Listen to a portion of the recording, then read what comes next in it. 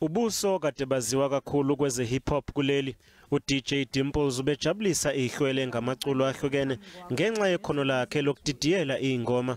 Umndeni wakhe wona ubumazi njengotumi kanti ubungakulindele nhlobo ukwedlula kwakhe emhlabeni. The family, meaning malume and mamalume, were then told by the 2 doctors that have been examining Dumi, or they've got bad news for them, for the family. Dumi is brain dead.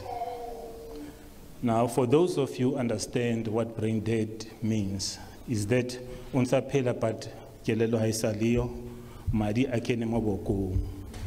So when a person is like that, you'll understand God has made a call. Emndenini wakhe uMoyi ubengumuntu abachithe naye izinsuku eziningi ezigcwele injabulo, umuntu obethanda ukubona umndeni wakhe uhlangene. He said to me, the one thing I want is for us to pray together. Because the one thing to me wanted was to pull the family back together. He acknowledged that because of his work, we had drifted apart, all individuals, all the cousins, and the one thing he said he wants is to put time in for family, and he wanted us to hold each other.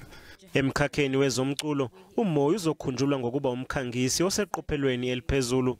Tumi's events have entertained people, created hundreds of jobs, set trends and promoted hip-hop talent all around South Africa. From Sunday sessions at 88, New Year's Day celebrations in Cape Town, winter festivals in Lesotho, and beach parties in Mauritius. He spent every day in the office with us, dedicated to events, and still managed to juggle his music and DJ career. Tumi believed in his team and invested time in his relationships. He always put others first, even when he was under pressure. Abazali bakhe balahlekelwe indodana bebeyithanda kakhulu. Thought we knew you, Pops, better than anyone else. Your hopes, your dreams, your aspirations. In the past few days, we have been visited by many of your friends and associates, and we've realized that there was so much more to you, our son. You were far more greater than we ever imagined. We thank you for all you have done, Dumi, not only for us, but for the people around you. uMoyi ufihlwe emathuneni aseNazareth Memorial Park eGoli.